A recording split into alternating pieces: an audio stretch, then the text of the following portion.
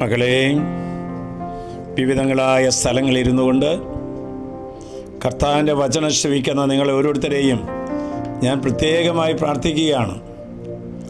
ഒറ്റക്കെട്ടായി നമുക്ക് പ്രവർത്തിക്കണം.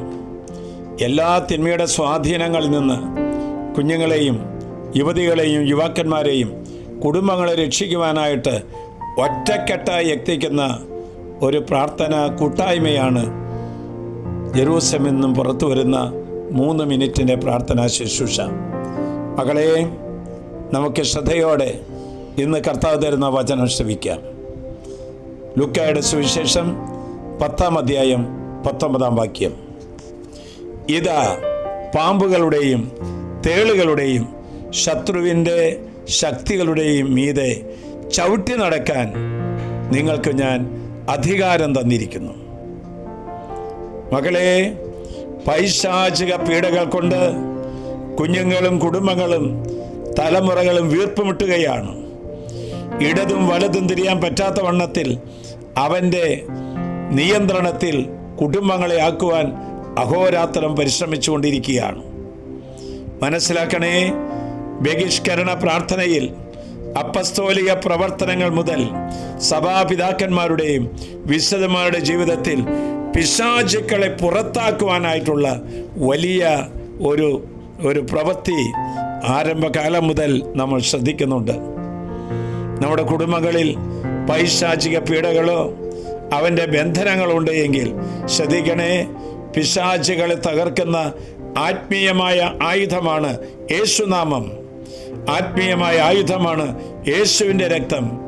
ആത്മീയമായ ആയുധമാണ് വിശുദ്ധ കുരിശ്. ആത്മീയമായ ആയുധമാണ് തിരുവചനം. ആത്മീയമായ ആയുധമാണ് വിശുദ്ധ മിഖായേലുള്ള പ്രാർത്ഥന. ഈ 5 കാര്യങ്ങൾ നമ്മുടെ മനസ്സിൽ ഓർക്കുമെങ്കിൽ നമ്മുടെ കുടുംബത്തിലും നമ്മുടെ വ്യാപാരത്തിലും നമ്മുടെ തലമുറകൾ വന്നുകൊണ്ടിരിക്കുന്ന പൈശാചിക പീഡകളെ എടുത്തു മാറ്റുവാൻ നമുക്ക് ഓരോരുത്തർക്കും സാധിക്കും. മറക്കരുതേ, ദൈവകൽപ്പനകൾ ലംഘിക്കുമ്പോൾ മനുഷ്യനിൽ ദൈവത്തിൻ്റെ കൃപ നഷ്ടപ്പെട്ടുകൊണ്ടിരിക്കും. ദൈവകൽപ്പനകൾ ലംഘിക്കുമ്പോൾ മനുഷ്യനിൽ ദൈവത്തിൻ്റെ കൃപ നഷ്ടപ്പെടും. ദൈവത്തിൻ്റെ കൃപ നഷ്ടപ്പെട്ട് കഴിഞ്ഞാൽ ഗൂദാശകളോ ഗൂദാശ അനുകരണ ജീവിതത്തിലോ വിശ്വാസമുണ്ടാകില്ല. പ്രാർത്ഥിക്കാൻ പോകില്ല, വചനം വായിക്കുകയില്ല, ജപമാല ചൊല്ലുകയില്ല, ഉപവസിക്കുകയില്ല, പരിഹാരം ചെയ്യില്ല. പിശാച് വലിയ ആനുകൂല്യമായിട്ടെടുത്തിരിക്കുകയാണ്. മുൻപത്തേക്കാൾ അധികമായി സഭ ആക്രമിക്കപ്പെടുന്നൊരു കാലമാണിത്. മുൻപത്തേക്കാൾ അധികമായി പാപബോധം ഇല്ലാത്ത ഒരു കാലഘട്ടമാണിത്. സർവ മക്കളിലും വിശ്വാസ തകർച്ച ഇങ്ങനെ വളർന്നുകൊണ്ടിരിക്കുകയാണ്. ദൈവവിളിയുടെ അപചയങ്ങൾ വളർന്നുകൊണ്ടിരിക്കുകയാണ്. കുടുംബങ്ങളിൽ കുഞ്ഞുങ്ങളില്ല. കുടുംബങ്ങളിൽ എല്ലാ കാര്യങ്ങളും കുറവാണ്. പിശാചിൻ്റെ ക്രൂരമായ ഭരണത്തിൽ നിന്ന് നമുക്കെല്ലാവർക്കും രക്ഷ പ്രാപിക്കണം. ദൈവരാജ്യം സമ്മാനിക്കുന്ന സമാധാനം, സന്തോഷം, ദൈവസ്നേഹം, ദൈവഭയം, ഐശ്വര്യം, സമ്പത്ത് ഇവയെല്ലാം നശിപ്പിക്കുവാനായിട്ട് പിശാച് കച്ചകെട്ടി ഇറങ്ങിയിരിക്കുകയാണ്. മറക്കരുതേ, നസ്രായനായ യേശുവിൻ്റെ നാമത്തിൻ്റെ ശക്തിയാൽ, തിരുരക്തത്തിൻ്റെ യോഗ്യതയാൽ, തിരുവചനത്തിൻ്റെ ശക്തിയാൽ വിശുദ്ധ മിഖായേലോട് ചേർന്ന് ഓരോരുത്തരും പ്രാർത്ഥിക്കണം. കുടുംബങ്ങളെ രക്ഷിക്കുവാൻ വേണ്ടിയിട്ടുള്ള മിഖായേലിൻ്റെ പ്രാർത്ഥന കുടുംബങ്ങളിൽ അത് അനുനിമിഷം ചൊല്ലണം.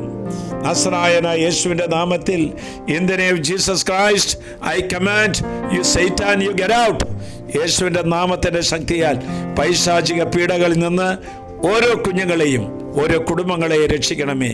ആശ്വാസപ്രദമായ രാത്രി, പ്രതീക്ഷാ നിർഭരമായ പ്രഭാതം, സൽപ്രവർത്തികൾ നിറഞ്ഞ ദിവസം നൽകി ഞങ്ങളെല്ലാവരെയും അനുഗ്രഹിക്കണമേ. നമ്മുടെ കർത്താവ് ഈശോ മിശിഹായുടെ കൃപയും പിതാവായ ദൈവത്തിൻ്റെ സ്നേഹവും പരിശുദ്ധാത്മാവിൻ്റെ സഹവാസവും നാം എല്ലാവരോടും ഈ കൂട്ടായ്മയോടും ഇന്നത്തെ ഈ ശുശ്രൂഷ മറ്റുള്ളവർക്ക് എത്തിക്കുന്ന വ്യക്തികളെയും കുടുംബങ്ങളെയും സമൂഹങ്ങളെയും സമൃദ്ധമായി അനുഗ്രഹിക്കണമേ, ഇപ്പോഴും എപ്പോഴും എന്നേക്കും.